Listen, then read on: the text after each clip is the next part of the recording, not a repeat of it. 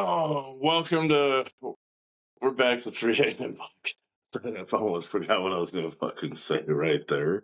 This is our third take. So we brought Sarah back on. It's a couple weeks in the making. It took.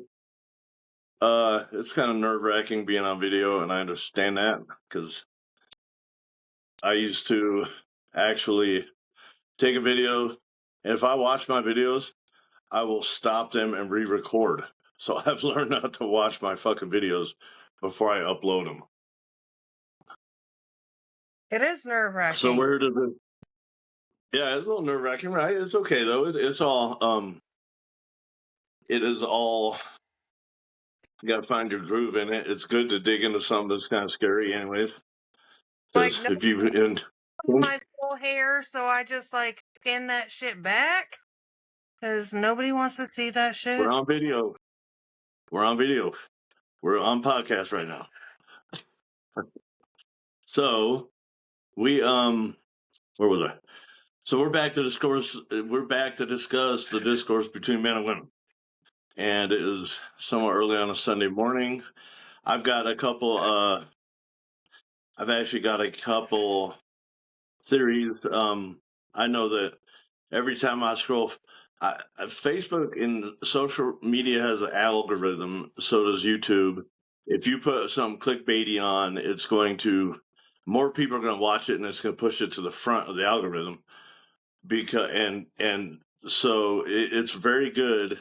The algorithm is very good at picking up on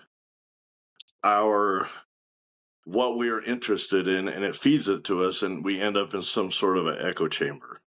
Yes. So, Yes. yeah, how's your morning going? Good. And I shared something with you about how the echo chamber and then within that post that I shared with you, What was the post? Will you say what the post was for the audience, for people listening? Just kind of wing it. It was. I know. If I can bring it back into my mind's eye, it was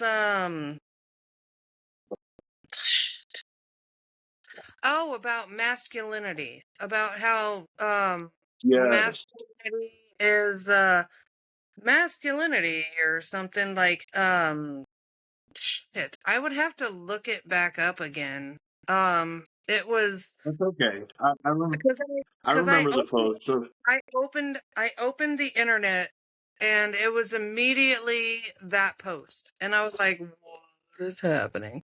And then in the comment section, there was a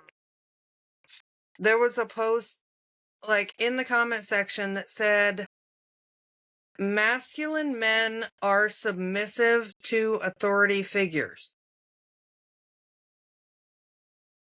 Okay, so there was like, what wasn't there 8 or 9? It was 8 or 9 things. The poster thought that masculine men should be. Yes. Yes. Yes. Well, I know. And I know. Who was it? I'd have to look it up to like remember. That's okay. It was all the shit. We can attack the. Well, we can definitely analyze the gist of the meme. We don't have to know exactly what it says. We know that it was posted. We know that it was a laundry list of what masculine men should be, right? And we know that a woman posted it. So I am a big. I don't know that a woman posted it. It might have been. It might have been. Yeah, it might have been a troll. I can post it in the comments. I'll post it in the comments. A woman created the meme, and another woman posted it. So I can put it in the comments. I'll look it up and I'll put it in the comments on YouTube. Okay. So this is the first time in history, and this is, I think, this is part. I thought maybe it was like a troll meme or whatever, like that. Maybe. No, you said you agreed with some of it. No, let's not change it up. So you said you agreed with some of it. I said I did. So agree with a few of the bullet points of the meme. so so I think the discourse between men and women right now is that this is the first time in history that women have defined masculinity for us. Has never been a thing. And I am not sure women now. I'm a big believer. I don't get dating advice from guys. I've got one married man. He's been married 11 years. I'll talk to him about dating advice. He's been married 11 years. But I don't talk to just anyone about relationship advice. I've got a couple of women I talk to Mm. because I think if you're marketing yourself to women and you're dating women, you should be figuring out what women want. And I think the same should go with women. I think if you are a woman out there and you're on the dating market or you're looking to meet a man, I think you need to figure out what men want. I think that's probably one of the biggest disconnects that we have. What do you think about that? What do I think about that? I think Yeah. that men are not hard. They're not hard to figure out. I'm gonna go ahead and say it. Full stomach, empty balls. That's it. That's it. Like Yeah, men are a little more so yeah, make that him that is we are make him feel go like ahead. make him feel like he has a soft place to land. You know, that's all you have to do. As a woman, like just make him feel mm, okay. Make him feel like there's a soft place to land. You know? You All know right, what I mean? we're disconnected. Sarah, we're disconnected on your end. On my end, Yes, we're disconnected. There we go. I We're have back. All right. I have Let's keep I have rolling with that. I So have strong start internet. that Okay. start that thought over, just in case we missed it. Let's start that thought. Okay. Yeah. All right. So you said something about full belly, empty ball. That is a very stereotypical. That's really I see that floating around a lot. And So but for the most typical. part, that I think men are a bit more complicated than women will give us credit for. We run a little bit deeper. So I used to just have a masculine. I used to just know the man side of it, and then I started talking to a lot of women, not talking in dating sense, but talking to a lot of women, and women get hurt like bad. So I think we're all humans, and we're all What do you mean hurt? Like hurt bad? What do you mean by that? during breakups, Oh, women o- are getting fucked over by guys also. okay. Yeah. Okay. So Um I never quite saw that side of it. Go ahead. um well, I think that that's an emotional response. Yeah. And you know, when you break up with somebody, okay, because I'm like I said, I'm a chronic monogamist, you know, even after my divorce and after um years long relationships, yeah, yeah, it hurts. It hurts, man. But Yeah. suck it up. Bitch, like don't Well, what do you? like what do you mean? Go What do ahead. you What? So, you had a lot of stuff you wanted to talk about over the last couple of weeks, and I got a lot of it in my messenger. I know. Um, so I'm going to give you the floor for a minute. Oh no. Just you just gotta relax. Just relax. Okay. Okay. So when you think like when you look at a breakup, and that's the thing though, honestly, like in today's age, a breakup is a breakup of like over a short span of time. So I don't relate to that. I don't relate to What that does that mean?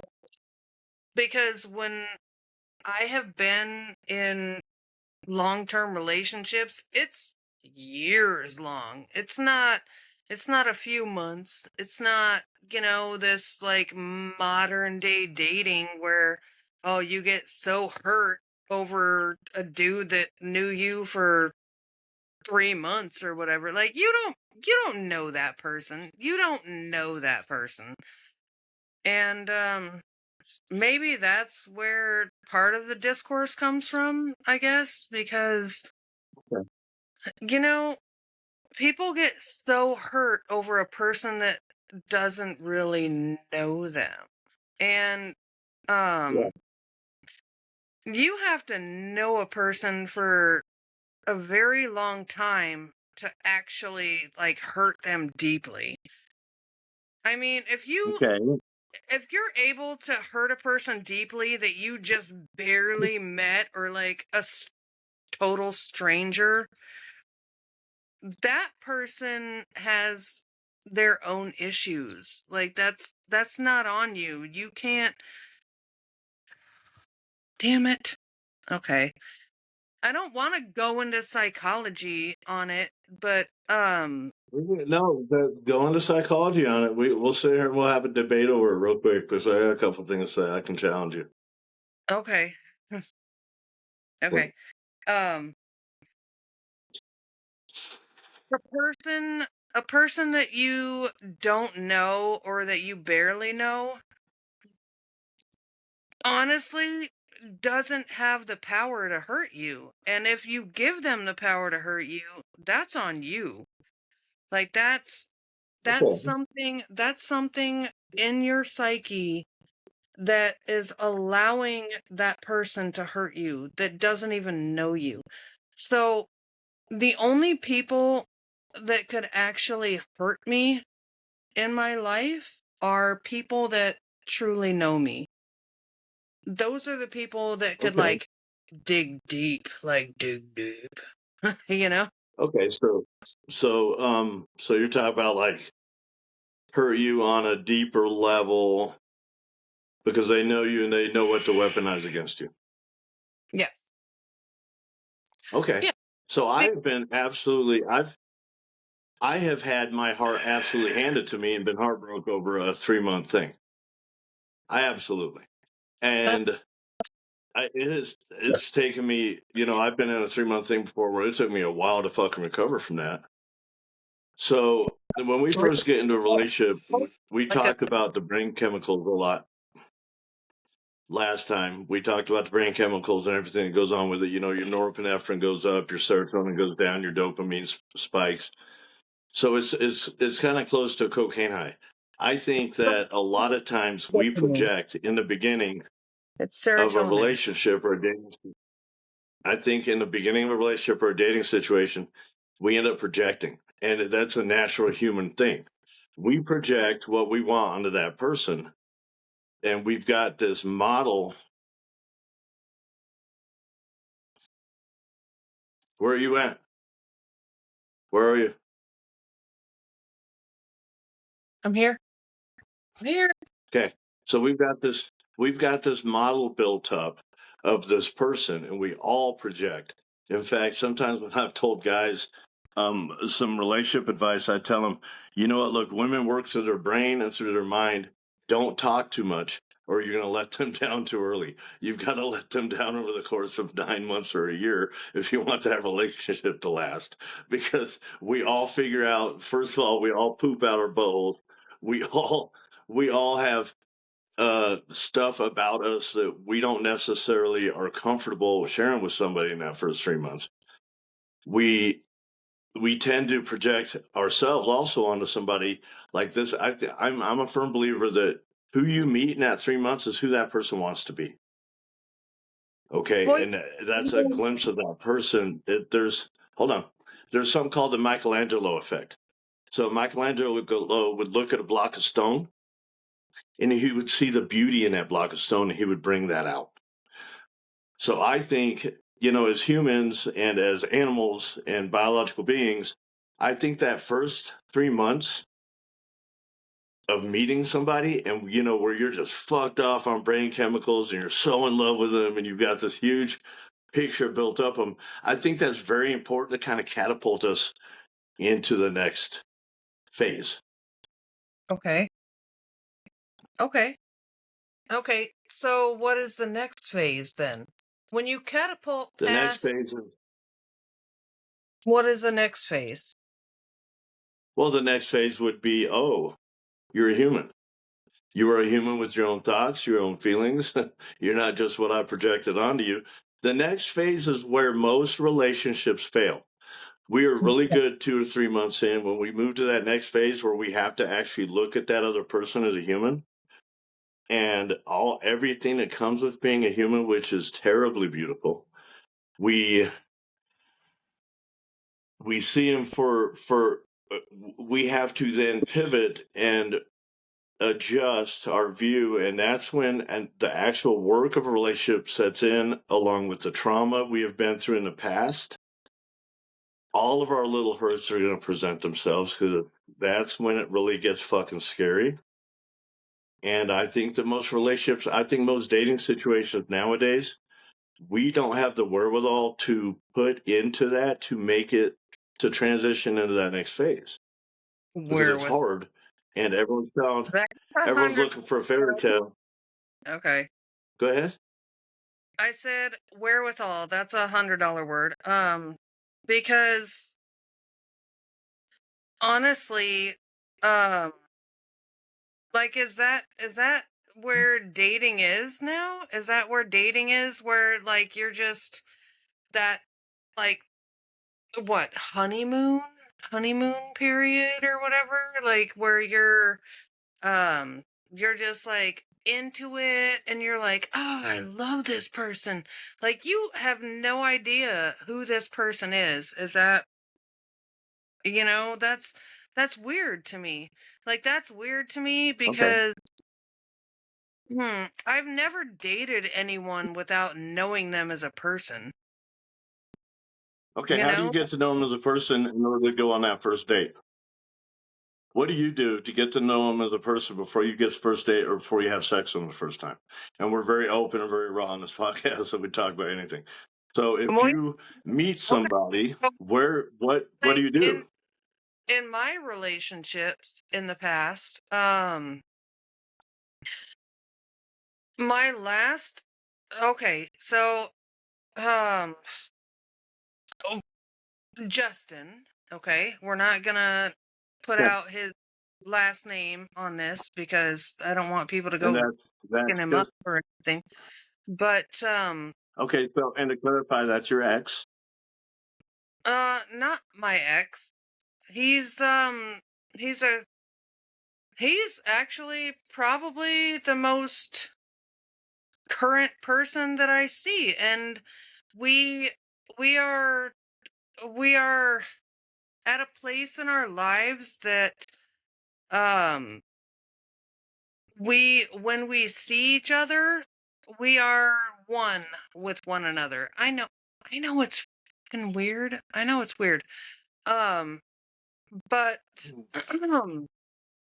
but because our lives don't align, like if he wants to see somebody else or if I want to see somebody else, that's fine. I Okay. mean, What made you? Can we stop there for a minute? And can I ask a couple questions? of course. What made you move into non-monogamy like that?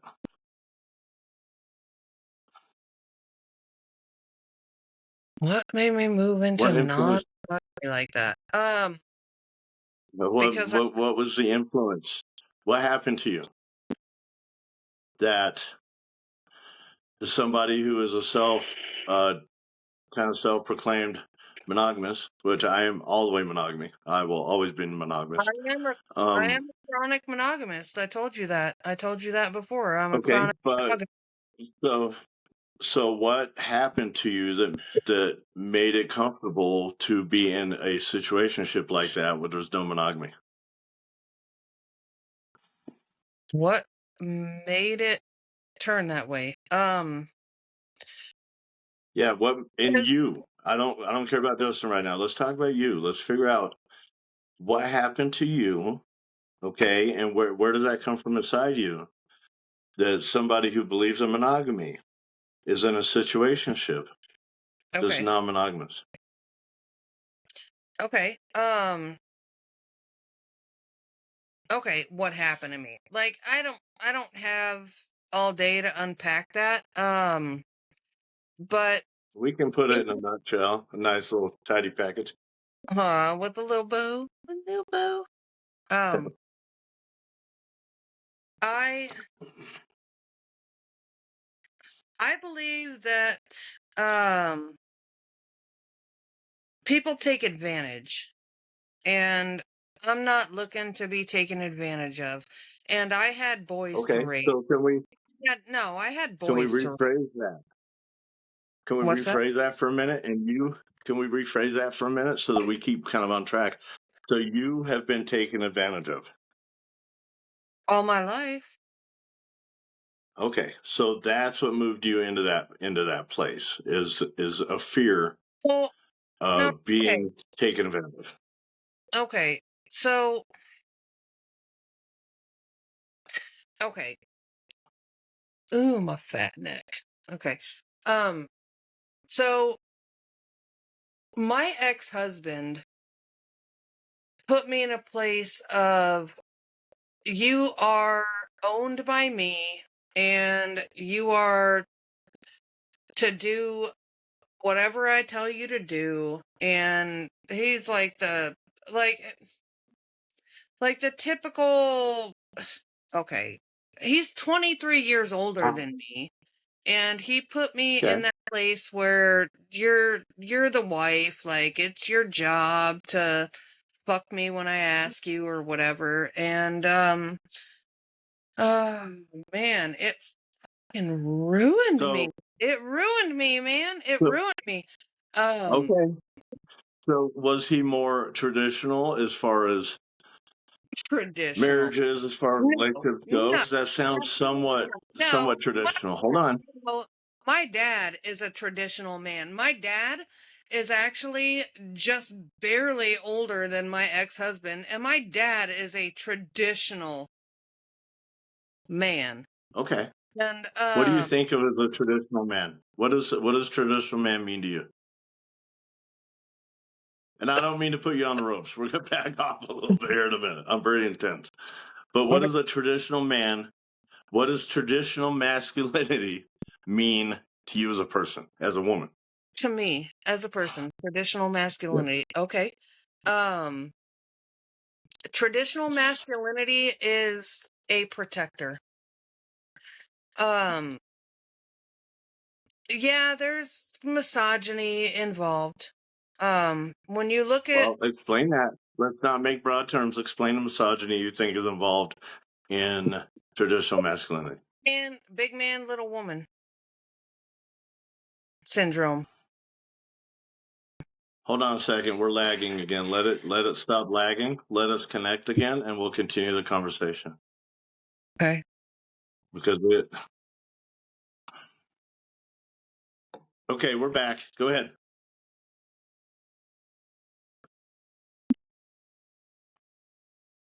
Big man, little Sarah. woman. There you go. Okay. Big man, little Yeah. woman Okay. syndrome. That's what I call. Explain that. We have to explain that. I don't want to talk in generalities. I want to explain. What do you mean? What does that mean to you? Big man, little woman syndrome. Okay. Um, Like, let's unpack that one a little bit. okay. Okay. Unpack it. Unpack it. All right.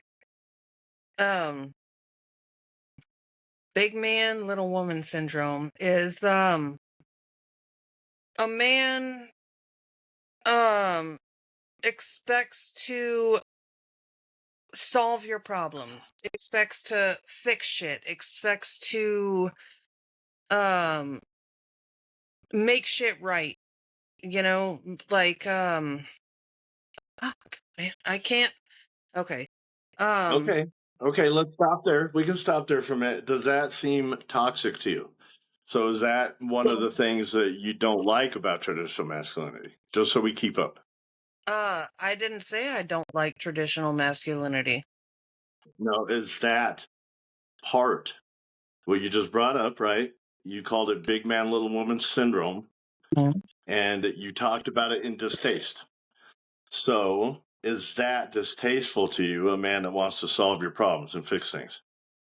Of course not. Huh? Of course not. Of course not. Of course not. Oh, Does okay. not. But okay. Now here's the but. Okay. Okay. Now here's the but, and I think this is where the discourse comes from. Is okay. My dad is like a walking contradiction. He made sure like certain sure that I would never be dependent on a man. He made sure that I knew how to do shit for myself and made sure that I could do, like mechanics, plumbing, electrical, everything. Like my dad taught me fucking everything. And Okay. when men like they're like, "Oh, I can fix this for you." And I'm like, "No, you can't. I'm going to go ahead and fix it." Like and I piss men off by doing that because Okay. my So, dad, my dad taught me how to do this shit. Like, you know, so okay. So you do not allow men to help you and fix things. See, this is let me tell you what my idea of traditional masculinity is. And I don't care whether it's traditional or these days, I think masculinity always follows a script. It's something we're born with. Men actually have a chemical in their brain that gets released. I don't remember what it is called when they fix something. So us men, when we fix something and we come up with a solution for something, we get a reward chemical. okay. So that is a true inherent part of being a man. I have heard of that about like the chemical reaction or like the I Yeah, want to so say that's an inherent it's like a that's primal like that's a an in, reaction that men get yeah, from so let's solving problems. And yeah, so if a man inherently has a chemical that gets released in his brain that makes him feel good to help you and to solve a problem for you, why would you fight back against that? Because that's just kind of just not allowing that man to be himself inherently.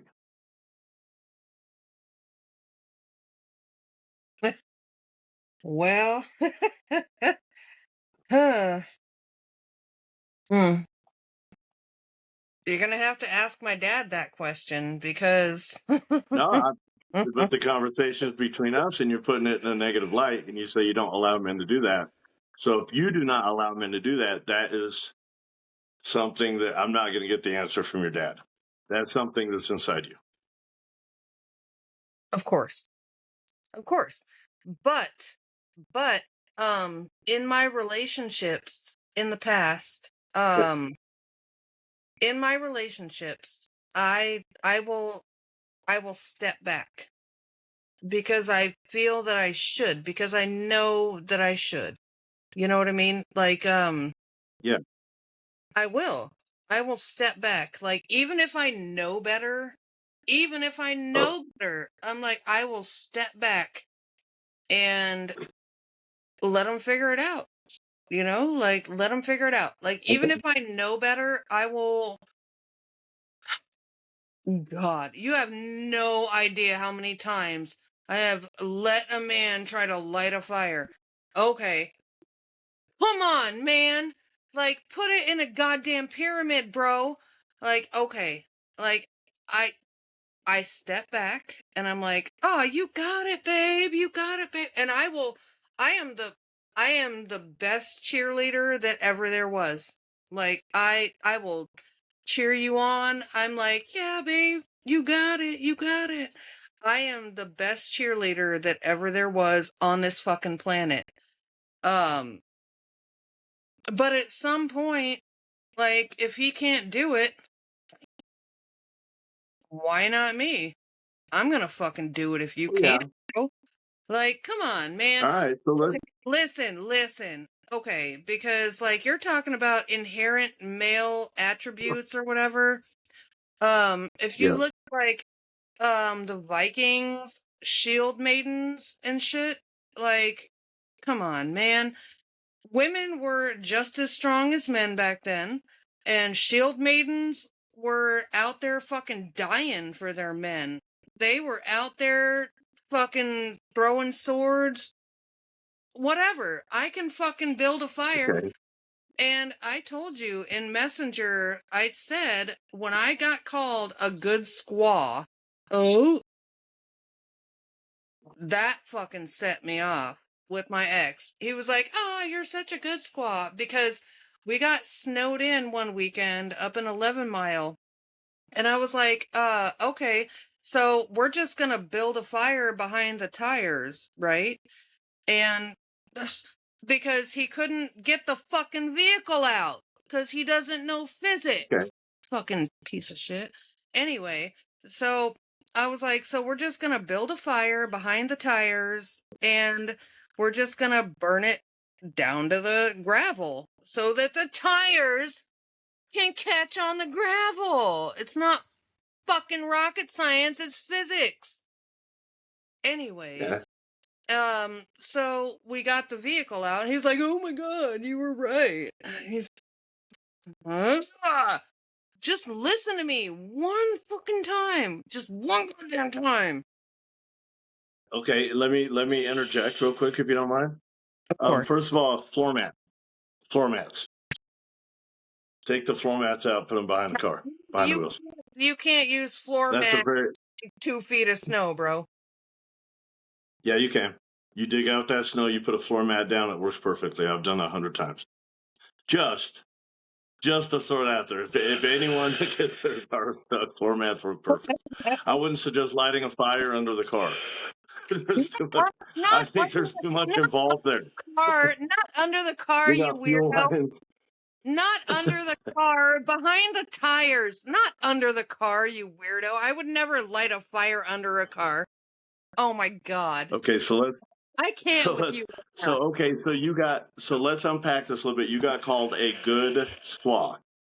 You got Native Yeah. American blood in you. Why did that affect you to be called My that? mom my mom is my mom is French, Cherokee, Aztec, Oaxacan, and Spanish. So why did that affect you to be called a good squaw? Because squaw is as derogatory as nigger. Okay, so we're gonna have to edit that out because we don't talk like that on the episode. I will figure out a way to edit that out. Derogatory. So okay, so it was just the derogatory comment. Did he know that you had a reaction to that derogatory comment? Of course he did. I was with that man for Okay, almost 7 years. Of course he knew. so let's move along a little bit. So we talked a lot about Facebook over the last couple of weeks. You sent me a lot of stuff, a lot of messages about Facebook, and do you feel like digging more into that, into the groups and what people are saying in those groups, the men are Oh, saying and the women are saying? yes, of course. Some of the groups that I'm in, okay. One of the ones that I'm in that I see a lot of stuff in is that it's called Women Overestimating Their Market Value Again. Okay, And that's actually one of my favorite groups okay, because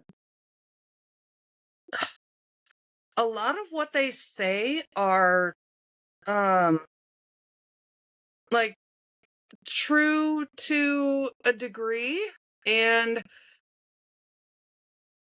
I'm hated in those groups because I'm like, hey, you right. And then like the girls come in and they're like, oh, how dare you defend these simps and incels and everything. And honestly, there are a lot of simps and incels in these groups. There are. Like, there are men in those groups that probably live in the basement on they're like waiting on their mom to bring them a PB&J, What is guaranteed. simp? What is simp? What is your definition of a simp? It the definition of simpering is catering to somebody. Do you know the definition of Catering to a woman. simpering? No, So not the catering to definition of being no, simp it's is not literally not that. catering. No, it's not. Huh? Simpering is catering to. It's not catering to a Is woman. It's yes, simpering. it is. So for It years is and not. years, Oh being my a God, simp, I'm gonna have to look m- up the definition of simpering for you. you are Simpering. very disagreeable with men. I'm going to call that out right now. You've been disagreeable with me since we started the video. So it seems like you've got some hurt places, right, toward But men. simpering by definition is catering to. Catering to. It's not Okay, so we catering. will It's put. not catering to a Okay, woman. It's not catering to a so we man. will put. I will make sure I put the definition of simp in the comments. So we'll just go ahead and we'll stop there. We're not going to argue about what a simp is. Simp, simp is So shortened. these. Simp is shorthand for simpering. Do you know what Okay, simpering? so again, we're not going to bicker. Okay, we're not going to argue with each other. Of course not. So these men in the context, let's put this back into the context. Okay. You're on a page where men are, what are they talking about women and their marketplace value? Let's dig into that a little bit. What's being said?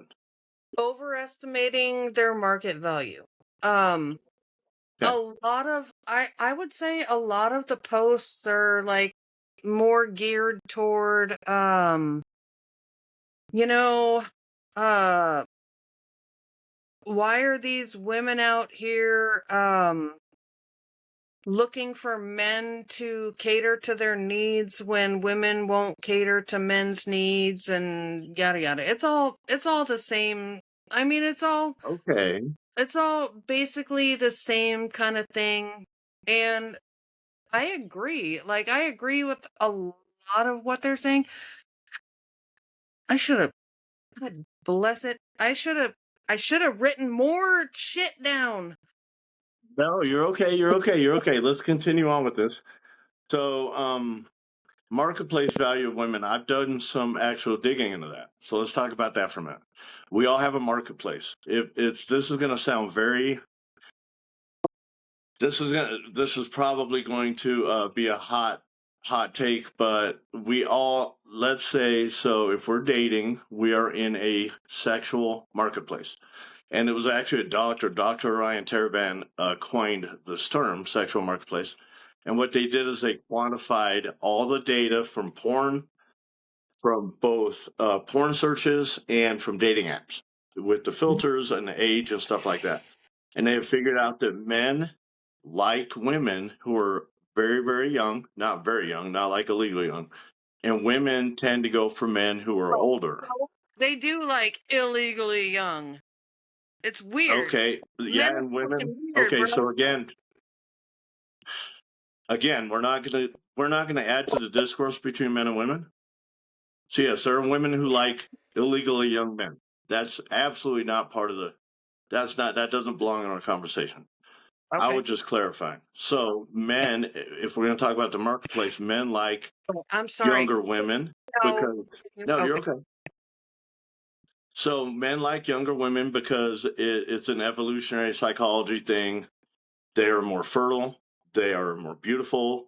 They have a better hip to waist ratio. And this is going to sound fucking bad, okay? But this is in general what men And it's look for.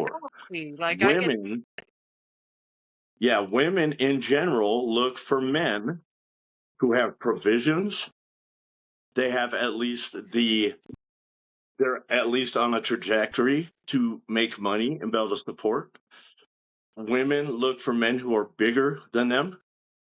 taller and stronger than them, because from an evolutionary psychology perspective, women needed to be protected. Women and their young needed to be protected, so they would look for the biggest, strongest guy, the guy who's doing all the hunting and bringing back the biggest kill. But also part of masculinity is feeding the village. So, so if like the marketplace is it's kind of a hot topic with everybody right now, but it's purely biology and evolutionary psychology. That's what we need to talk about, right? Like, Yeah, we because could talk about it, but let's go. So we've got the man side. You told me about the man side. What are these other pages where women are in discourse with men that you're on? because men are fucking disgusting. Okay, and there we go. Now, see, we have uncovered something in you that you seem to be adding to the discourse between men and women, and you're doing it on video right now. Listen, because you're asking me for my opinion right now, and Yes. men are predatory. Yeah. And Okay. when you, So what does that mean to you? What does that mean to me? What does predatory mean? Let's break it all the way down. Let's unpack everything so that people understand exactly where you're coming from, where I'm coming from. Okay. What does that mean? What does that mean that men are predatory? Exactly what I just said. Men are predatory. So when I go out, like say I go out like for a night out, okay? Yeah. I'm not looking to fuck you, bro. Like when I go out for a night out and I have to fucking walk with my keys laced through my fucking knuckles like Wolverine, that's not okay. Like men are predatory. Okay. And I shared something with you about the chats that they have, like about like the how to date rape people or whatever. That Yeah, they got some pretty disgusting pages on Facebook. Let's circle back real quick to having to walk with your keys between your knuckles and feeling like men are dangerous, and that is a very, very unfortunate thing that women do have to deal with. Women, I don't know one man that has had to walk around with pepper spray through a dark alley. So that is something that is specific to women, and they have to worry about that. And that kind of brings us back to what I said about evolutionary psychology, with a woman looking for a bigger man that can protect her, right? So what would you think the best protection for a woman, the best case scenario for a woman to be protected against predatory men? and for me to say a man. Well, no, let's just go with the natural flow of the conversation. So what do you think? All right, let's take it off men and women. Let's say there are bad men in the world. What keeps those bad men at bay? Sharp things. Good men who are skilled in violence. Good men I'm skilled have since the beginning of I time. carry a lot of sharp shit. I carry a Good lot men. of shit. Hang on, let me get this point across. So the good men have kept the bad men at bay for thousands of years. That's what good men do. And it's very, of course, and that's actually really talked about today. That's what I mean by masculinity isn't toxic. And that's when I say that, I get so much hate. I get so much hate from women. I'm like, masculinity is not toxic. The absence of masculinity is toxic. Yeah. So the women on these other pages, is that all they're saying? Like what is the general, since we're doing the discourse between men and women and it's mostly online, because Apparently, that's kind of the way the society's gone, and that's easy for someone to hide behind a keyboard and talk shit about somebody, right? And there are men and there are women hurt on both sides, and they're reacting. Okay, so that's like Obviously. I before we mean, started. if you're looking Yeah, into psychology, behavior is almost always reactive. well, behavior That also depends very much on context. mm, behavior They've is done reactive. No, behavior is reactive. Always. okay, and it also they've done studies where you were allowed to shock somebody, and the assistants, Well, the then people it who were putting goes. on the study, they had assistants in there, and they That's put a man in a room.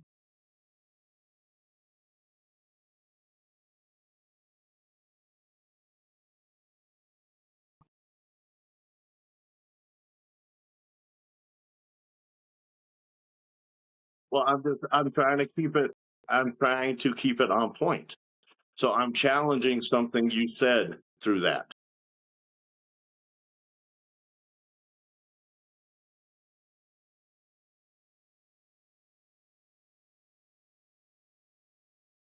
Okay. Okay, then let's explain that. I want you to explain that further.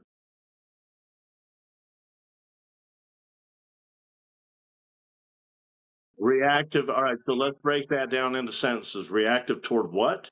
What causes that reaction? What is the general reaction? And what is the way out of that reaction?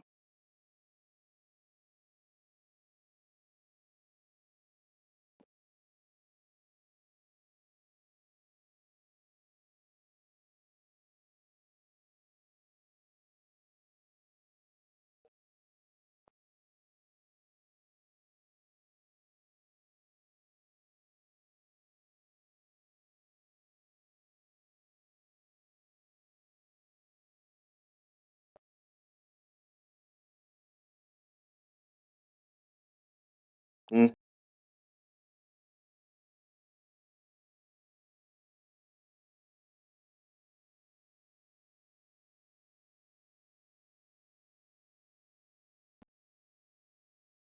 okay, I like this topic. So let's stay on jealousy for a minute.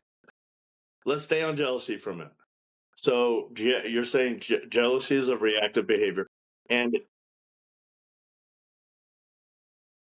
because we can't cover 20 subjects at once, we have to calm down and unpack everything we talk about so that people who are listening to this podcast get an idea. Okay, continue on. I apologize. Continue on. Describe it. Okay.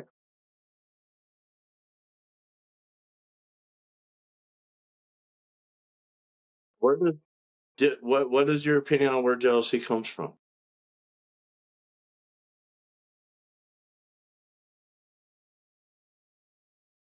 Yeah. Where does that emotion come from? What are the roots of that?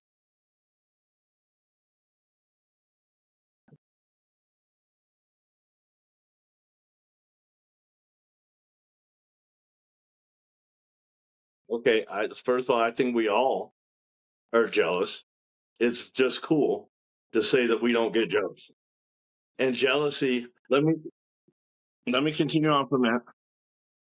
Okay, well, let me continue on from that. Let me continue on from that. So let's talk about jealousy. So um we all are jealousy along with the word where did you go? Do you want to just set your phone down and prop it on something? So jealousy is we let's dig into the roots of jealousy from an objective and a subjective perspective. I so we have it's called mate guarding. So if you dig into evolutionary psychology, we are born and we're inherently jealous to guard our mates. That is the first thing. So that's let's say that is the all the way back then root. The other roots to it would be insecurity, right? We all have insecurities that a lack of self confidence. Maybe somebody brought that out Maybe somebody brought the jealousy out in you trying to get a reaction because we see that a lot, right? So I think I think the word jealousy has been weaponized because we all get jealous. Like, I don't know one person who wouldn't get jealous. That's the basis of monogamy.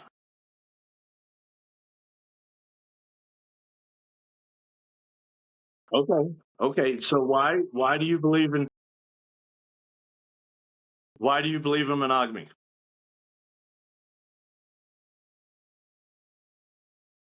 Yes.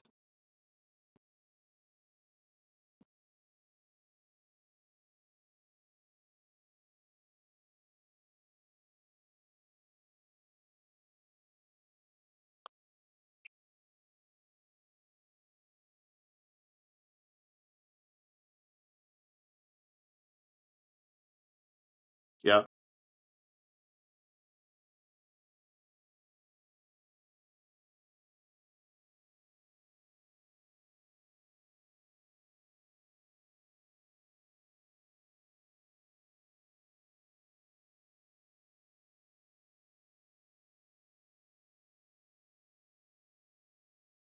Yeah.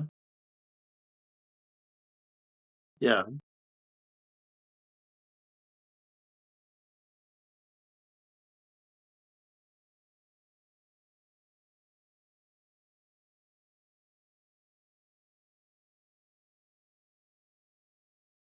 Yeah.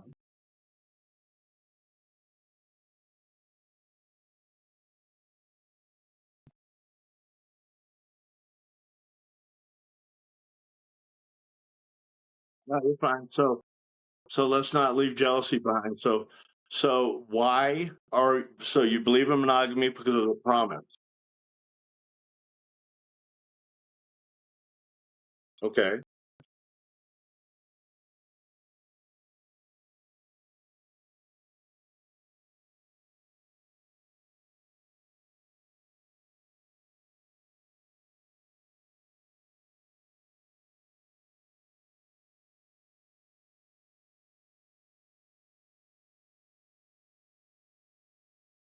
Make garden. Yeah. That's very bones of it. That's a very, very bones of it. There's a lot more to it.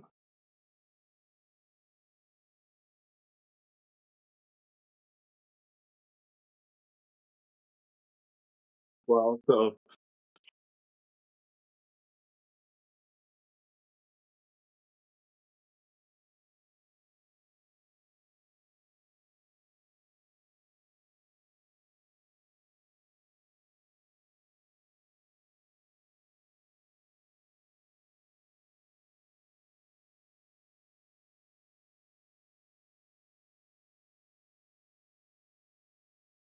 have you ever been cheated on? Have you ever been cheated on? How did that make you feel? Okay.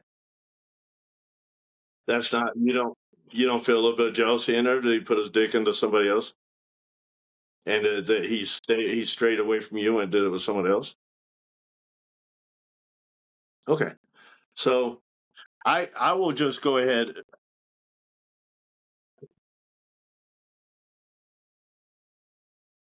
Okay.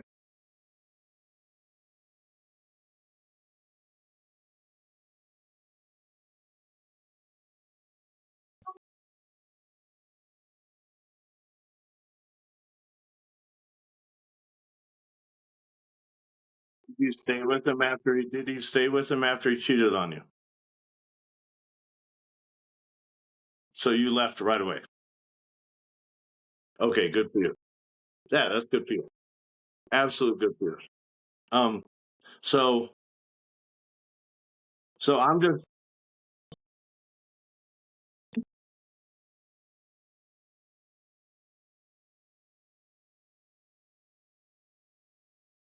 yeah, well, it, okay.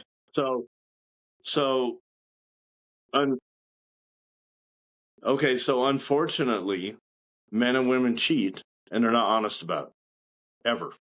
Rarely are they honest about it. So let's just we're gonna move forward though. Let's not talk about cheating too much. Let's stay on jealousy for a minute. So I'm going to just give some perspective and some context from a male perspective. Okay, I enjoy monogamy. On my end, I if I'm into a woman, I am not. There's I've had chances and I passed them up. If I'm into a woman, I absolutely just have no want to go anywhere else. But on the other end, I have shown I have let jealousy get a hold of me. You're like I have had points in my life where I fucking reacted out of jealousy, right? And I reacted in a very wrong way, like flipping out. I feel like shit. I accusing someone of cheating on me when they weren't cheating on me. And that so I think we all have been through that at some point. Most of us, we'll say most of us because there are exceptions to the rule. Um, so I think jealousy is a healthy thing. I think going too far with jealousy is not a healthy thing, but also from a man perspective, I enjoy monogamy. Jealousy is very healthy. Yes, it's been shown psychology. Look it up. So for a minute, let me talk. So jealousy is a very healthy thing. It's inherently a part of us. And it shouldn't be weaponized any more than telling somebody, "Oh, you're just being insecure." That should never be weaponized either, because we all have insecurities, and that creates a wall between being able to be vulnerable in a dating or in a relationship situation and having to wall yourself off is being able to show some of those uglier parts of you. Like, yeah, sometimes I get jealous, man. So I got insecurities and some and or okay, hold on. So in order to allow each other, and this is one thing I hear from men a lot, is that their vulnerability and insecurities are used against them, and so they tend to harden up. And I think everybody needs to stop weaponizing our natural human traits against each other. I think that we need to quit weaponizing the fact that we depend on each other. We need to quit weaponizing we need to quit weaponizing the dependence on each other. We are built to depend on another human being we're built to depend on another human being in a relationship. It's just inherently a part of us. We want to depend on somebody. We want to be able to lean on somebody. We want to depend on them for certain things. And that's something also the society now they are really pushing they are really pushing the independence and the hyper independence, and they're steering us away. I think this is creating a lot of conflict between men and women and giving us anxiety because there's a split there. We naturally are going to have insecurities. We naturally are going to be vulnerable, want to be vulnerable with somebody. We naturally, most of us, are going to feel jealousy in certain situations, and we need to quit. We need to quit weaponizing that because that, and we naturally want to depend on somebody. They did a study where they pulled couples, thousands of couples into this room, and they asked them a riddle. Well, the couples that did not depend on each other for the answer to that riddle, there were couples who did not depend on each other, and there were couples who did depend on each other. The couples who depended on each other for the answer to that riddle accomplished more independent goals in the next 6 months than the couples who didn't. So having somebody to be able to depend on and be vulnerable with and actually feeling loved by showing our ugly parts of ourselves and saying, "Oh my God, they're still here. They love me any fucking ways," is such a huge part of being a human and wanting that connection.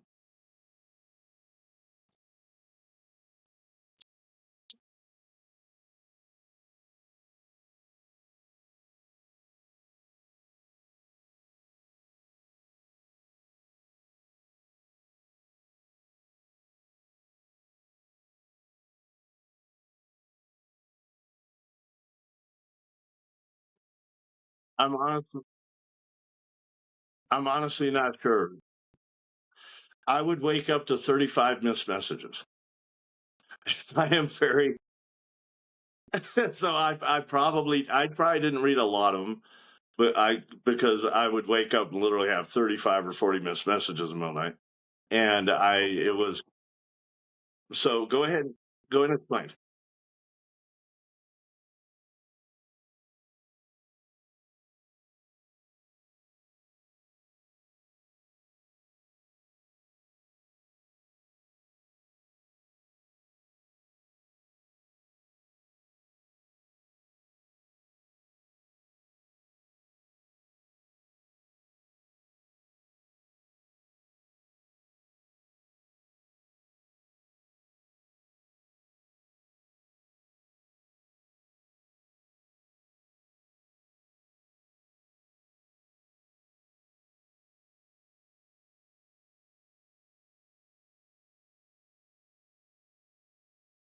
So have you No, go ahead. Go ahead, I'm sorry. I apologize.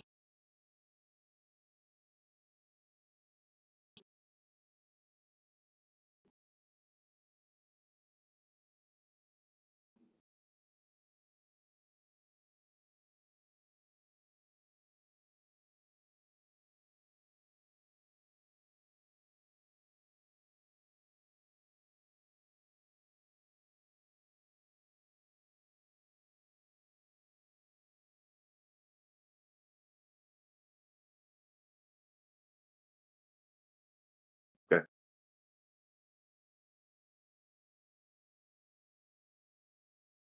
Well, men and women look at that differently. Do you know men and women look at that differently from that perspective. So a woman generally, if a woman gets cheated on, she will ask a man, "Oh, did you love her? Is there did you know?" She's more concerned with the emotional aspect of. Hold on a second. We're talking about women in general. So women in general will ask the man if you loved her, and they're more concerned with the emotional aspect of that. When men get cheated on, we are more concerned with the physical aspect. We are more concerned with what did he do to you? Did he, was he better than me? Was he so men are definitely we definitely look at it a little bit different as far as getting cheated on. Um yeah, we do. And so I think let's kind of circle back to the discourse between men and women because we got a little bit off track. So I think that we don't understand each other. So if it has been shown that we only have maybe 60%, we understand each other maybe 60% on a daily basis because we're working with two different psychological systems, two different biological systems. We think differently, we approach the world differently, we have different, hold on, hold on. We have different cares, we have different concerns, we have different loves, different hates, and men and women. And so we don't generally understand each other. Um, During an argument, that 60% drops down to 30%. So I think that I think a lot of the discourse between men and women leans heavily on misunderstanding each other because we're not hurting each other on purpose. A man is not, we're not, I can say, all right, some guy's abusive, right? Some guy is acting out. He's not handling his emotions right, and he's not talking right to you. So, so if we're so hang on, hang on, hang on, hang on. I have a thought. I have a thought I was completing. Okay, let me think. Let me complete thought, and then you can have your thought. So so a lot of men, we're not hurting each other intentionally for the most part. For the most part, we have very good intentions. We don't understand each other. And it kind of circles back to you complaining a bit that men want to solve your problems, in that men want to solve problems. We need to feel useful. in the last 20 years, we have not felt useful. It's been more of a woman's world than a man's world. Women for the first time in history, and we don't ever, I need to do some land acknowledgement and say, we don't need to go backwards with women. Women have made great strides. They are more women than ever are in universities and graduating, more women than ever are taking more control over their lives and not having to rely on an abusive man. More women than ever are out earning men. Actually, 20, I think the ages are 20 to, no, your dad didn't make you anyway. How old are you? You can't blame anything on your dad anymore. It's all you. So this is the way you are. We can't blame. I can't be like, well, fuck, man, I play women and just fuck them and leave them because my mom did this to me. My dad. I can't do that. I don't get. Okay, but okay. So that is a thing, of course. But you cannot blame your hatred of men or this discourse you have toward men. Well, there's been a lot of men are disgusting. That was 15 minutes ago. Men are disgusting. So let's get to the very bottom of it. Okay, you said they're disgusting also. So all right, I'm going to again, let's, okay, so there you go. Let's be honest. We keep it very raw and honest on this podcast. So let me right now set an example. I'm going to set an example for you. Hopefully you follow my lead. Okay, let's try this. When I first get out of a relationship or a dating thing, or I get broke up with, or I get fucked over, or anything like that, which I have to also, I am the common denominator in all my shit. So I also have to take some responsibility of how I am. But when I go through a breakup, I get very hurt and I feel a propensity to start generalizing all women as bad. Okay, I feel that propensity. Now, okay, so I actually lean heavily the other way. When I start feeling that way and I start feeling like, oh my God, fucking women, and I want to be on the fucking internet talk shit about women, I want to be on these pages talk shit about women, I lean the other way and I talk to women. I've got good women friends I talk to.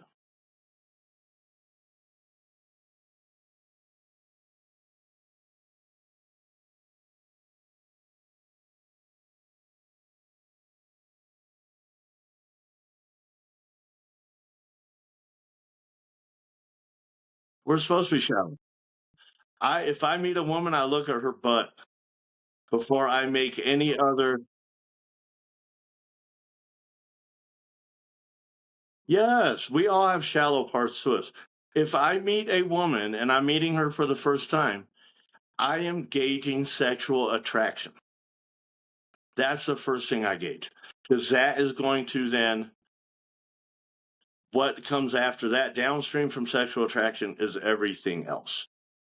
So if I meet a woman, yeah, we're all somewhat shallow, aren't we? Don't you look at a guy and say, hey, he's attractive, I want to fuck him.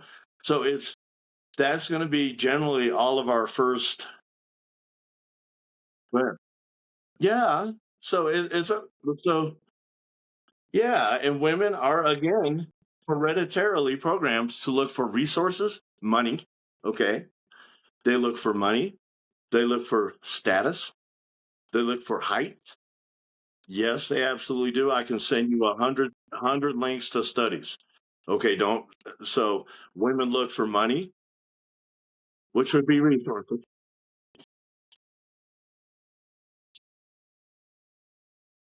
Okay, so if we're going to understand women in general, we do not focus on the exception to the rule, or then I will hate women because the exception to the rule in my life cheated on me and left me. So if I start looking at that, hold on, if I start looking, I have four failed marriages. Do you know why? Yeah. Yes. Why is that? Okay, now we're going to get into it. Why is that crazy? What does that mean? Yes. Okay. Now, what does that mean to you? Because you're getting a little petty. But what does that mean to you? Let's dig down into that further. Ask me why I have 4 failed marriages. Well, ask me now. Otherwise, if you don't ask, wait a minute. If you don't ask me, you're going to make an assumption. And that's another thing about men and women. We don't communicate properly. So if we don't communicate, there are assumptions made. Okay, so come on, ask me. Ask me. Wait a minute, Sarah. You brought it up. You brought it up, and you laughed about it.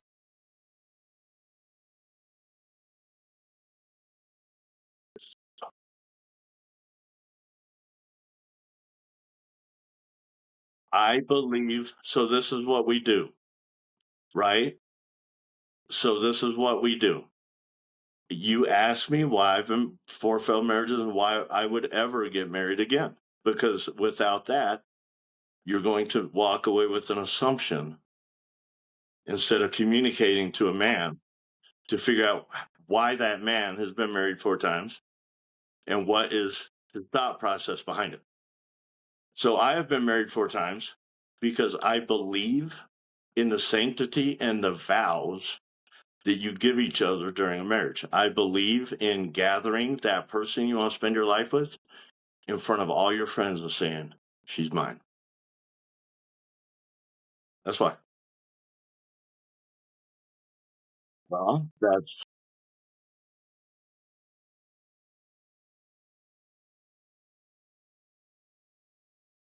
yes. Yes. So what is sanctity and what does that mean to you? Sanctity and the vows behind it. So yes, if I meet yeah, pure, special. Okay. So if we're gonna paraphrase sanctity without having to look up in the dictionary, we would say it would mean somewhere along the lines of pure and special. Okay.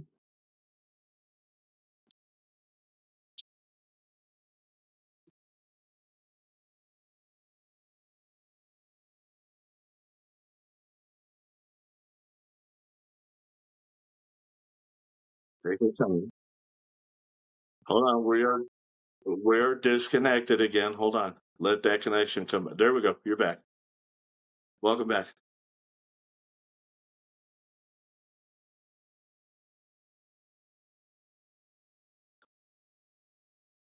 Okay.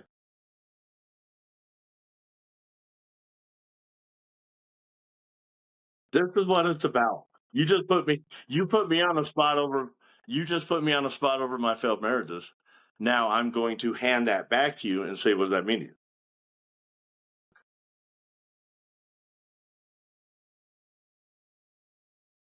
Sanctity itself.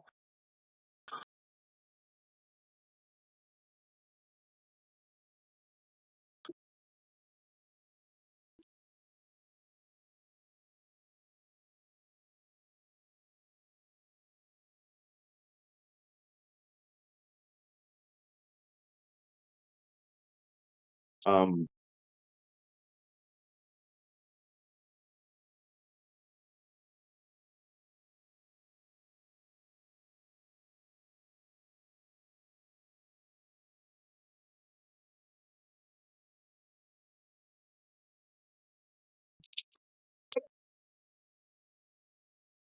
okay. Okay, hold on. You're getting a little definition. It's okay to get flustered, but if you're going to get into a debate with me, I need you to be able to keep up. So sanct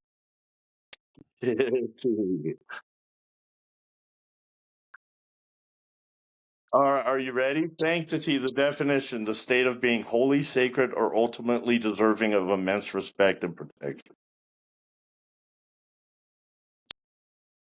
So I believe but actually it didn't mention it actually did not mention Christian at all. No, I'm not anymore. I fixed it. I have my phone messed up.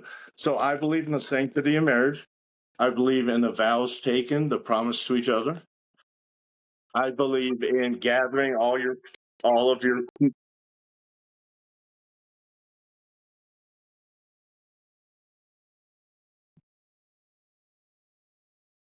okay, but we're going to go with the actual definition of sanctity. Again, you're being very disagreeable. So we're going to go with the actual definition of sanctity, which means holy, and deserving of respect. Okay. So let's move on since we're kind of getting into a very very narrow focus.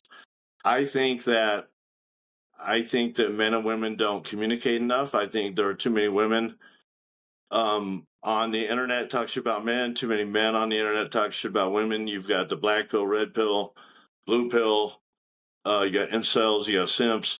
Um you've got all these things on both sides, and we carry that into our dealings with the opposite sex with us.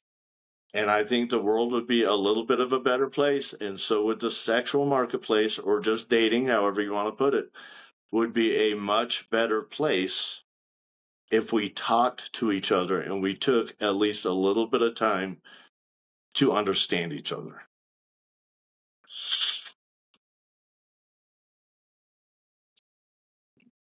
Yeah.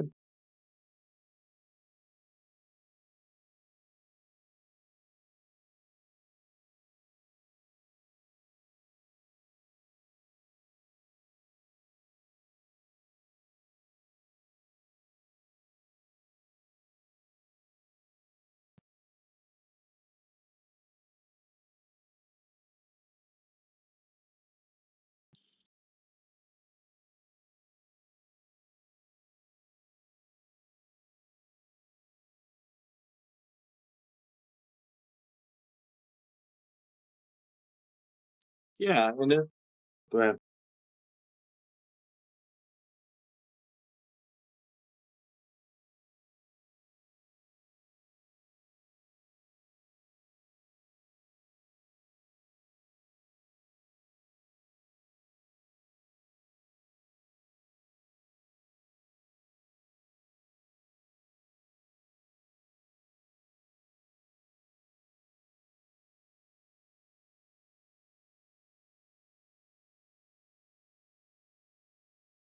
Okay. Yeah.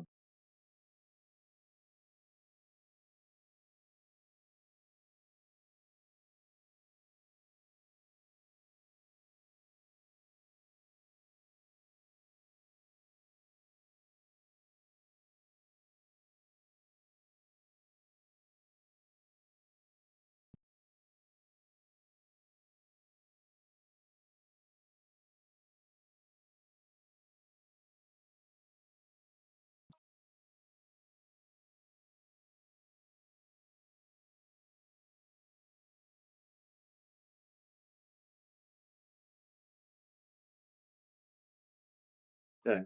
So yeah,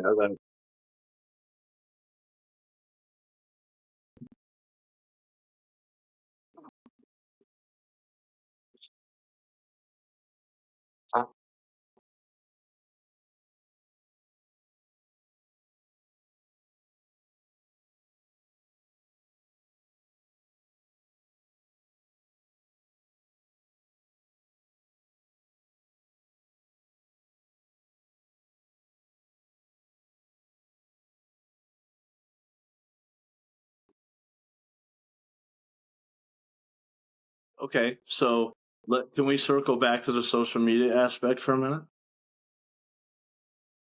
Okay. Thank you.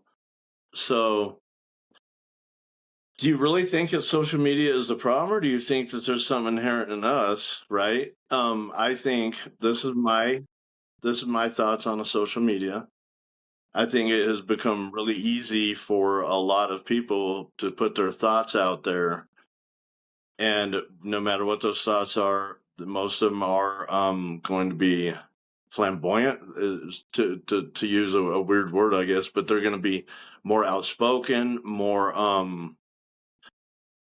clickbaity, right? So we're gonna have. It's very easy to get on the internet and say all women are fucking pieces of shit that cheat, and it's easy to get on the internet and say all men are fucking pieces of shit that cheat, and it has given humans a avenue to do that without the natural consequential actions that would have happened before the internet.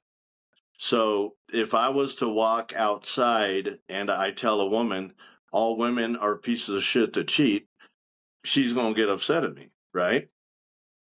If a woman walks outside and tells a guy something like that, he's going to get upset. But social media and the keyboard has given us kind of an outlet and a path of least resistance to get some of our more toxic thoughts out. And then, yes, there becomes an echo chamber. There becomes the algorithm picks up on it, right? You're on, how many pages are you on where women are talking shit about men and men are talking shit about women? Why? Tell me why. Why are you on those pages?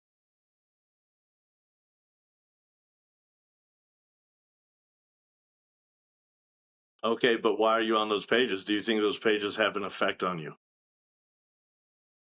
Do you think that there's they don't have any effect on you? You called men disgusting on this episode, but those pages have no effect on you. Okay.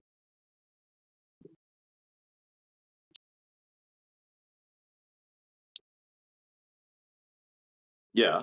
Okay. So I know.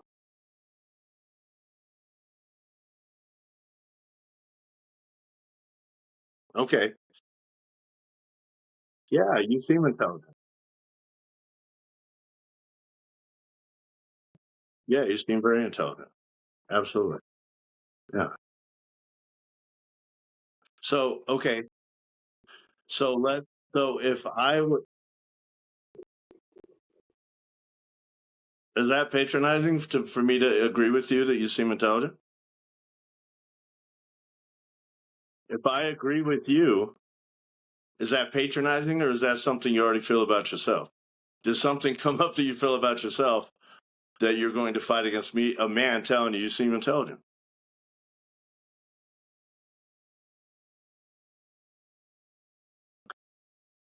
Oh, okay, then I apologize. I'll try to watch my tone. Where were we on the social media aspect? I know. So okay, hold on. So, well, I try to be respectful. So I know for a fact when I first, I know for a fact that if I get into a lot of red pill material, and I listen to these guys, I don't know if you know what red pill is, but it's more of a misogynist type. It's more misogynist type content. I know that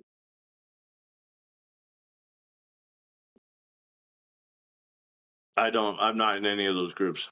So, and I'm going to tell you why. Because if I get into those groups, they're going to have an effect on me. Naturally, it's going to become an echo chamber. Why? Because I get hurt.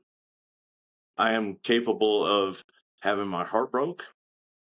I am capable of thinking very lowly about myself. I'm capable of ha- having a relationship that goes south. Teach me to think low of myself because, man, she, I wasn't good enough for her. She went and got another man. So I am very capable of digging into the more toxic feelings. Those aren't even toxic feelings. What becomes toxic is taking those feelings to pages on the internet. S Yeah, so but I know that if I get on those pages, they're gonna steer me. Okay, everything. Our environment, right? Our environment, we become a product of our environment. We become a product of the media we take in. We become a product. We become of movies we watch. Absolutely, absolutely. Thank you. Yeah,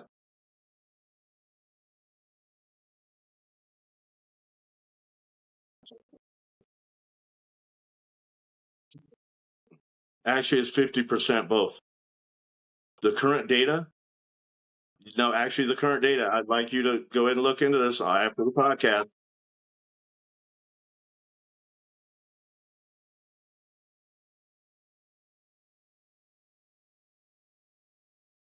Okay.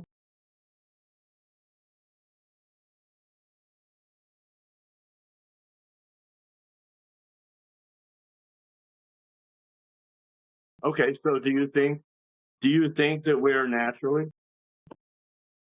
Do you think we're naturally wired to be influenced by other people?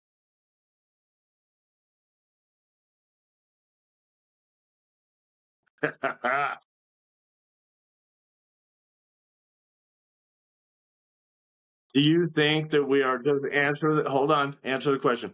Do you think that we are naturally wired to be influenced by other people?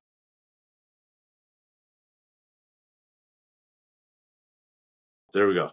So,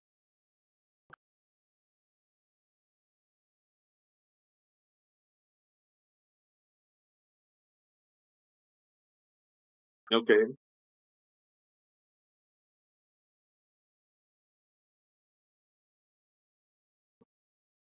Yeah.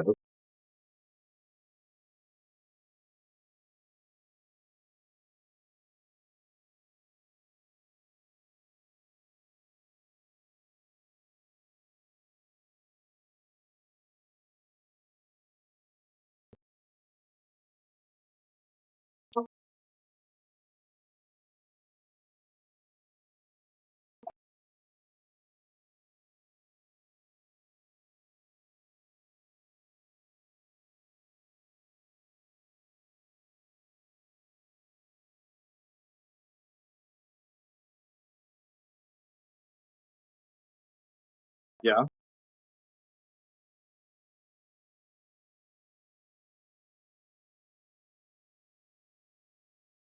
Okay. So there's no internal discord. Okay. So let me get a couple thoughts out. So from an evolutionary perspective, we very much are social creatures. We cannot get to know ourselves truly without social feedback from our circle. You can't sit in a room all by yourself and get to know you thoroughly because you need feedback from your social circle. You need an objective view of yourself because we have a very hard time having an objective, truly objective view of ourselves. So we are tribal. We have tribal thinking. We care what other people think of us. We are heavily influenced by other people. So placing yourself in those pages, right, where other people have where you are handing them the power to influence you. And I think that's the biggest thing about social media is our tribal thinking. We gravitate, whether negative or positively, toward our beliefs. It's confirmation bias. I'm sure you know that. So we like to gravitate toward our beliefs we already have, whether it's about ourselves. If we have negative views about ourselves, we do not choose partners that we're going to choose partners based on what we think we deserve, based on our negative view of ourselves. If we have a positive view of ourselves, we actually choose better partners.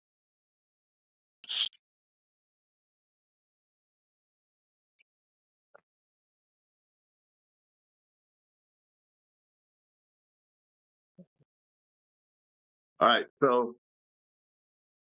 So if so, as a wrapping up, because we're about to wrap this up, we're about an hour and a half in. Just to wrap up, I would strongly encourage you to get off of those pages. I've seen a lot of you have messaged me a hold on. You have messaged me. So when we first started this episode, it was going to be riding the line. between men and women, but I have gotten a lot of messages from you over the last 2 weeks that we're talking shit about men. You live in a man's world, with scrapping and trying to get what you can get. These men hate you. You know, they did a hold on. I want to get a couple thoughts across in closing. They did a study, another study. I love fucking studies where they took a bunch of women and they pulled them into a makeup studio. They Okay, so they pulled a bunch of women into a makeup studio, and they said we're doing a social experiment. We're going to put a big scar on your face. We want to put a big scar on your face, and then you're going to go out in the world for the next hour or two, or you're going to go talk to some people, and then I want you to come back and report to us how that interaction went. So right before they let him out, they said, "Here, look, we got to touch it up real quick." Well, so anyways, so right before the experiment started, right before they sent them out, they said, "Here, we got to touch up your scar. It's running a little bit." They removed the scar. They removed any blemish they had put on her face, and then they sent them out. They came back. Overwhelmingly, the majority of them said, overwhelmingly, the majority of these women said, people were looking at me fucked up. They weren't giving me respect. They weren't doing this, they weren't doing that because they thought they had a scar on their face. Yeah. All right. So we're going to wrap up. I would, in closing,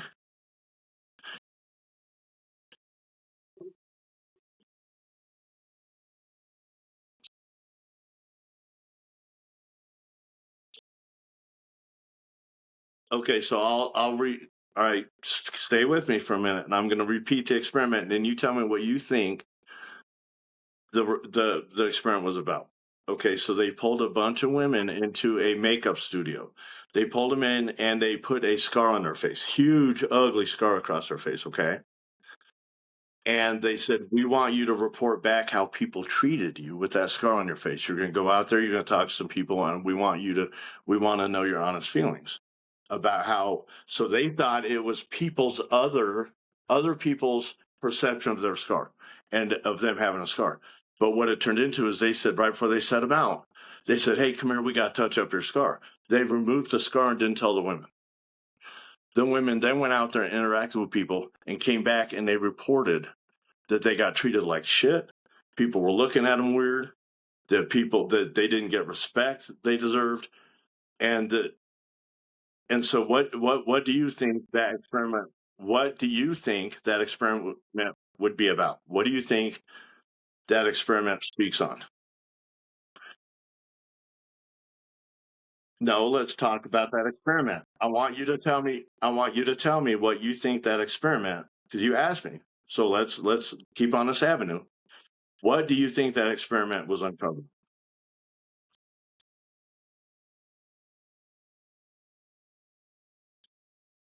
Oh, okay, so wait a minute.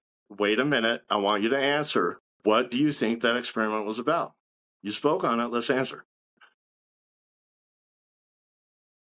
It was about the way we look at ourselves and the way we perceive other people to be treating us based on what we think about ourselves. Had nothing to do with the scar. Had nothing to do. It had to do with them going out there feeling like they had a scar on their face. And so, since they felt a certain way about themselves, they perceived other people's reaction to them as being negative. It's fascinating to me. That's absolutely fascinating. And I think that downstream from that, I think there's a direct correlation between that and the way we approach the world. Nobody has to, nobody, no, hold on. Okay, hold on. Nope, I'm going to finish this thought. Okay, hold on. I want to finish this thought. So, I feel there is a direct correlation between that study and what they were studying is how people reacted to them based on their perceived image of themselves. So I think there's a direct correlation between what men and women are doing to each other now. I think if men are hating women, it's something they feel about themselves that that is coloring their perception of women. I think women. Um, this is your perception of yourself and the choices you make, and your perception of how people treat you based on how you feel about yourself. This is not projection. Projection would be kind of the opposite of that. Projection would be more like, well, I feel insecure. You're being fucking insecure. That would be projection. Projection would be like, oh, I'm in a relationship and I see a woman that I want to fuck, and then I would turn around to my significant other and say, you want to fuck another guy.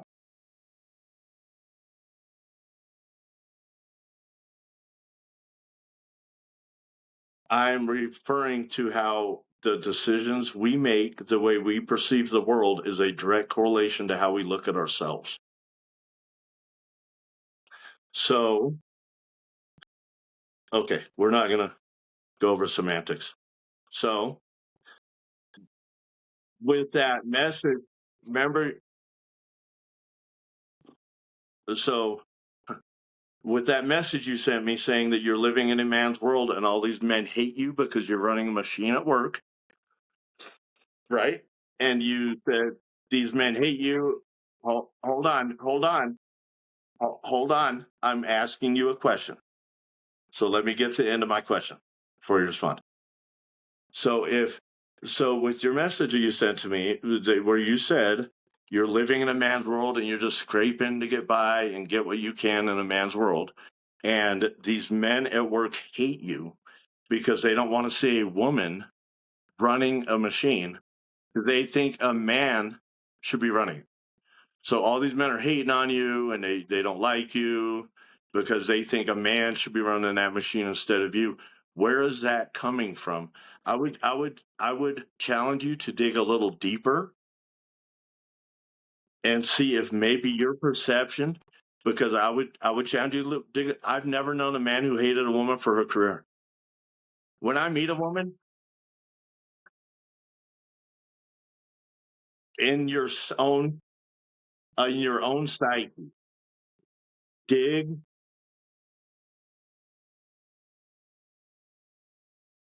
No, hold on a second. I'm asking you, Sarah.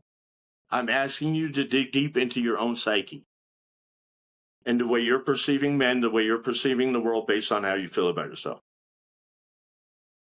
Because I think that's all what we're doing. We're all doing the same fucking thing.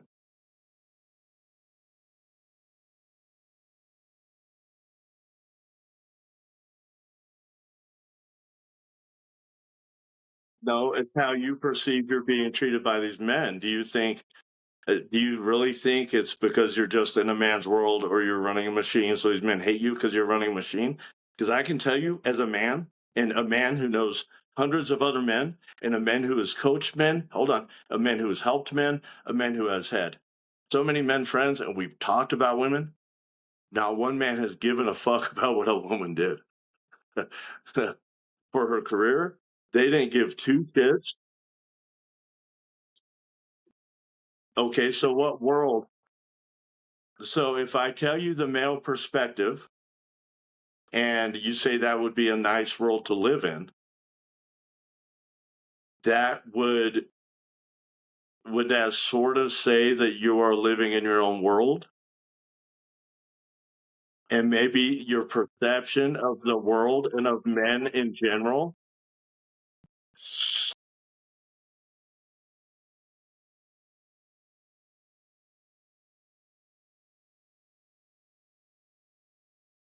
Okay.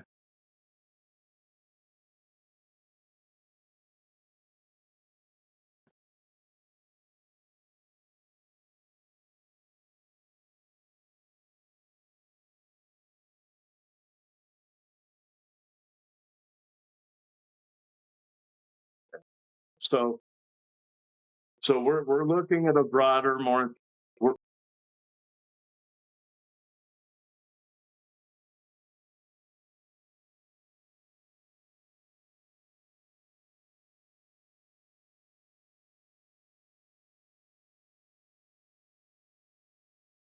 Okay, so we're looking at a broader picture. So let me just wrap this up real quick, and I would like to. I didn't expect the episode to kind of take some of the twists and turns it took and be so combative, but I'm going to roll with it because I think it was a good conversation. Um, I want I want to, in closing, keep with the reason I started this podcast and the reason I do this, and I will continue to do this, is because I believe in men and women. I believe the men and women were absolutely meant for each other. We're meant to depend on each other. I believe we both add something special and unique to each other's lives. I don't believe we understand each other. I believe that if you really dug into 90% of these men who are incels, who are on the internet, which are large parts of them, they become incels because they simped to a woman, first of all, okay, and maybe have gotten they may have gotten walked on, um, because, because women are slightly more complicated than men. You have to keep a frame, and you have to. It's interesting coming at it from a man's perspective, as I like to put it, as a man is kind of the rocky shore, the woman is the tumultuous ocean. So I think so. We have different strengths. I believe women, I believe men are very good. Good men provide containment for their women. I believe that if you hold a masculine frame and you okay, but okay, but that's going to say more about you than men in general. So again, where I'm going with this, okay, is that these incels on the internet, their hatred of women has more to do with something they feel about themselves than they do than it is with women. I think these women on the internet who are hating men and hating masculinity and they talk all this shit, I think it has more to do with something inside themselves, something they don't disagree with inside themselves. I believe it has more to do with that than actual men in general. No. Now we all have been hurt. We psychology, 90% of psychology is theory. So I don't know when you went to school last, but it changes. Psychology changes. It is an ever flowing thing because we cannot, it's looking inside someone's brain, it's looking inside someone's psyche. Huh?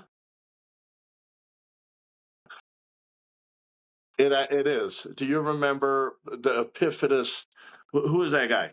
They attributed young men, young boys. They went through a epiphytus phase, which was a Greek god, and it was this huge psychological concept that has now been thrown away. We have attachment theory. That's a psychological concept. No, this is psychology. So it was based on the Greek god, which, huh?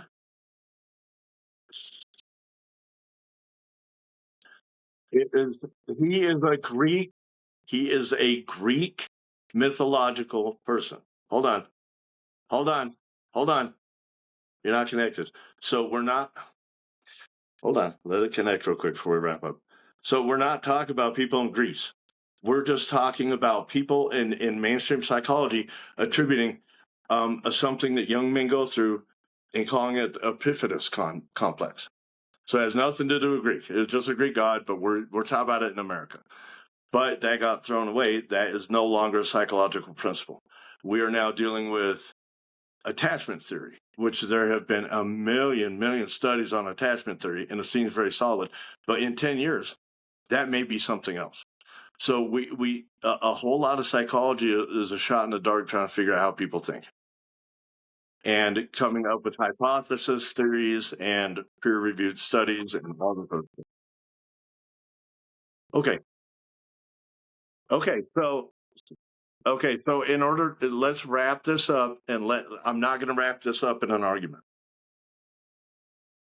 We're not going to wrap this up, are you? Okay? Because that is not the point of this podcast. The point of this podcast is to bring men and women together. Okay? Um, no, you're okay. It's okay. Now, um, I encourage all men and women to get to know each other a little bit better. I encourage men and women both to actually look into. There's so much information out there about how the different sexes operate and why they operate that way. And I think that's something very good that we should all be doing. I think we should all be looking, and I think we all need to kind of look further inside ourselves because that's where everything comes from is our perception of the world, our perception of other people, our perception of relationships, our perception of anything, of course, outside of us is going to lean heavily on the way we feel about ourselves. So if I had some encouragement, like I said, when I go through a breakup or something, I isolate myself until I am ready and I am no longer in a bad spot so that I can carry something on that would be even slightly misogynistic or even slightly in a space where I am clumping all women together as a bad thing, because I will just carry that with me and I will create that in the next relationship. So I would, yeah, so I would suggest, okay, that's a little bit different. So core beliefs are a little bit different. That's going to originate in our childhood. That's going to be a way we were taught, mainly through our caregivers. So again, let's not argue. Let's close it out. And I would say, Sarah, you're a pretty woman. And if I could give you a piece of advice from a male perspective, okay, purely from a male perspective, throw it away, keep it, do whatever the fuck you want. Um, get off of those Facebook pages because they're going to sour you. They have. You're gonna, okay, but how do you have you? Let's change tack for a minute in closing. Have you found a way out of that? Have you found a way out of the discourse? Have you found a way out of being sour toward romantic relationships, toward men, toward anything like that? Have you found? Is there any light at the end of the tunnel? Is there? We're connected again. I need to find a better program for these podcasts. Hold on. We just disconnected. Hold on. There's a bad connection.